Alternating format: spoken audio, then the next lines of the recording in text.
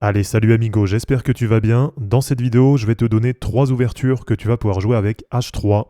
Et tu vas le voir, comme d'habitude, ça va être 3 ouvertures qui vont t'aider à progresser et à passer les millénaux. Pour commencer, tu vas pouvoir jouer le setup avec G4, qui va être un système agressif. Et donc après H3, E5, là tu vas jouer G4. Ensuite D5 côté noir. Là tu vas jouer fou G2, C6 côté noir. Ensuite tu vas jouer D3. Fou E6 côté noir, et là tu termines ton ouverture avec cavalier F3. Donc ici dans cette ouverture, tu surprends totalement les joueurs classiques, tu crées du désordre dès l'ouverture, et ce que tu es en train de mettre en place, ça peut mener à des attaques rapides.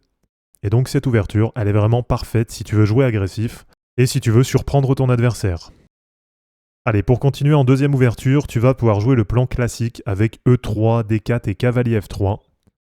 Et donc après H3, D5, là, tu vas jouer D4, cavalier F6 côté noir, cavalier F3 côté blanc, E6 côté noir, là tu vas jouer E3, ensuite fou D6 côté noir, et là tu termines ton ouverture avec fou D3.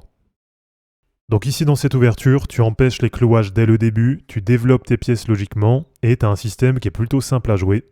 Et donc cette position, elle est vraiment idéale pour les joueurs calmes et qui aiment construire une position propre. Et allez, pour terminer en numéro 3, tu vas pouvoir jouer le système de l'ombre.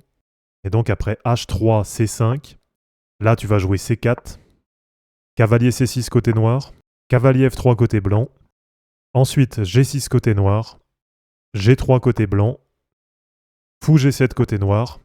Donc là, attention à ce fou en fianchetto côté noir.